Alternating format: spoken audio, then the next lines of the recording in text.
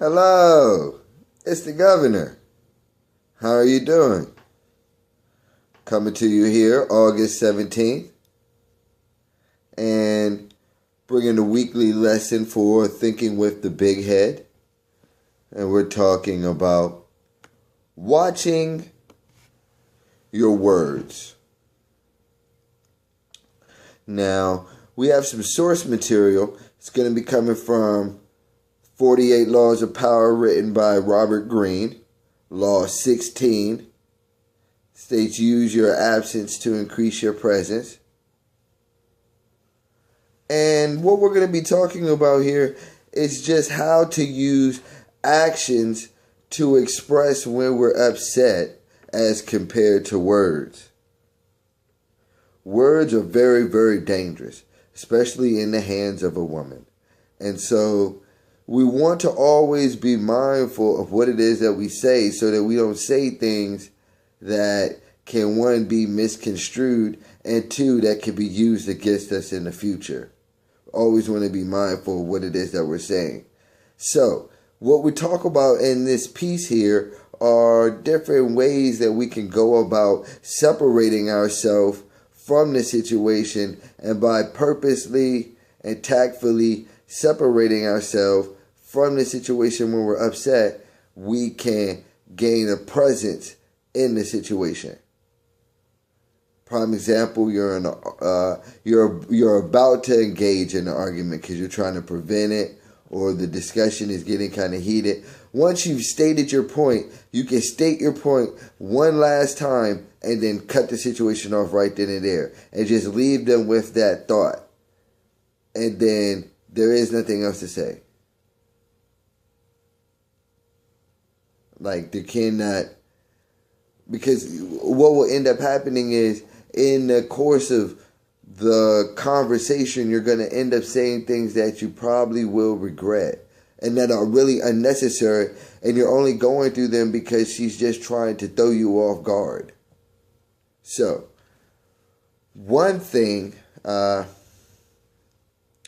we do talk about here in the piece is how words are a double-edged sword. They are good on one hand, where you use words to express love. Women love words, and you love to use them to express how you feel.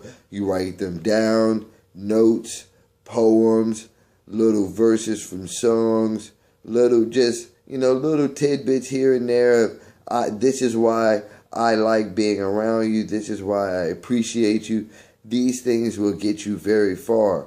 But when you get upset, you don't say nothing. Nobody don't hear from you. That way, it's better to go about it that way than to say something or do something and allow a person to take that and run with it. You don't, depending upon your level of,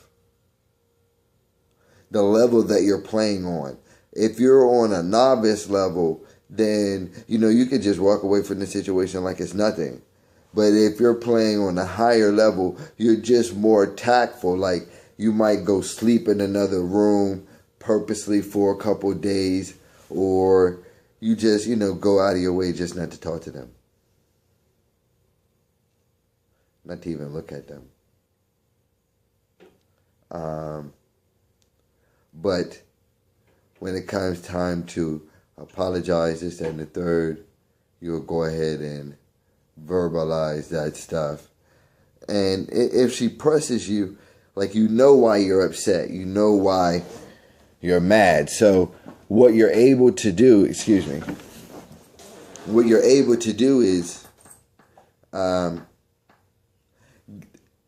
to say something, and what it is that you're saying is, okay, this is why I'm kind of upset, and I'm just going to stick to saying these one or two things when you press me to that point. But that's it. And then after a while, common sense will take in, apology, time will come, or whatever. And you understand that. You have to be humble. But you have to stand for something. Very important part of this is if a woman says hateful things about your family, says hateful things about you, calls you names, that you don't want that woman. Get away from her immediately. She's like as soon as she acts like that, get away. It's all negative and it'll take you to jail. If you're playing on the novice level, you have no commitment to this individual, leave them as soon as they do it. Don't give them any chances because they will only bring you down. Like if they say hateful things about you, they feel that way about you. And you don't want that. Or your family members. They call your mom a bitch. It's time for you to leave. Ain't no physical, nothing. You just leave. Because anything that you do physical gives them more ammunition to like want to bring you down.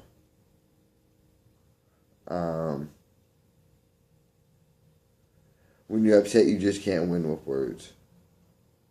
You're not going to say any, like, because once you get past the logical point, then you're going to get pulled down because she's trying to pull you down all into your emotions. And once you get down there, you're liable to say anything. And so you just avoid getting there.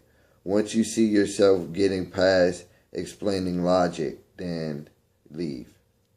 And leave by just walking away, cutting the phone off, closing the computer, whatever. But not like, oh, I'm going to necessarily pack up and leave. Like, if you make that type of threat, you do it by actually like packing up your stuff. You don't like say it. You don't say things like that.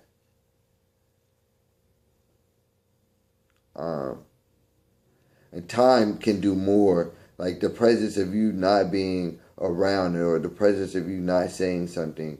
Sometimes, a lot of times, it's better than you saying something. And that's all about time heals all wounds. So if you have the opportunity to, if you're humble and you really want to change and make something better, the universe will give you an opportunity to remove yourself from the situation. You remove yourself because there's nothing that you could actually do at that point in time. When you remove yourself, you allow time to step in and do its thing so that when you make a re-entry into the situation, it'll be different. So, but you have to have faith that time heals all wounds, that when you come in, things will be better because your intentions for coming back and all of that need to be, right and centered and what have you.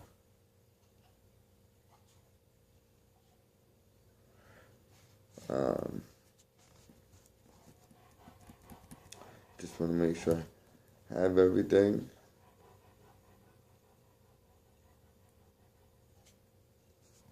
And that is, we sum it up by just saying, you use your words to express love. Use your actions to express correction. If I don't like something, I'm going to let you know what it is that I don't like. And then I'm going to do it myself until you figure out how you want it done. If you want to continue to have an attitude, then I will just find somebody else to do it. Like, it has to get done.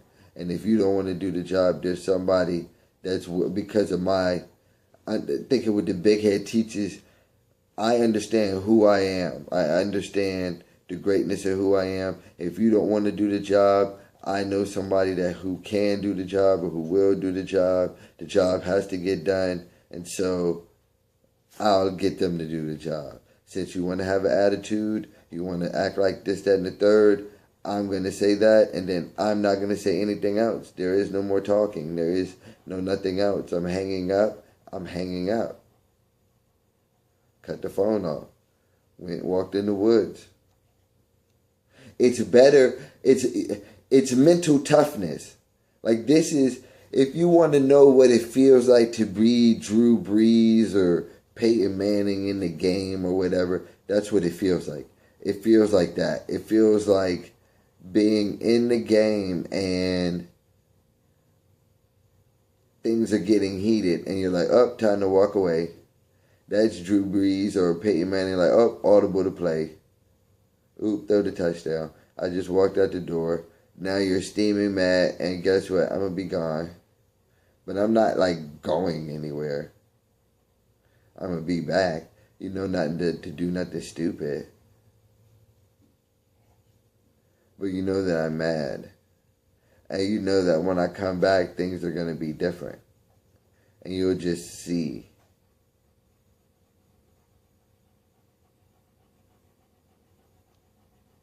Later on, you can explain how the rule changed, but you understand that things are different. And then they'll understand it. That's how you use your absence to increase your presence, and time heals all wounds. With all that being said, this is the Governor. Power up. You can catch me on ICU online.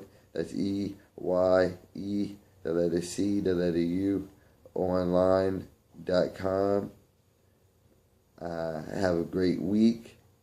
This is August the 17th. Power up again. Thank you. And I'm coming for you, Dr. Phil.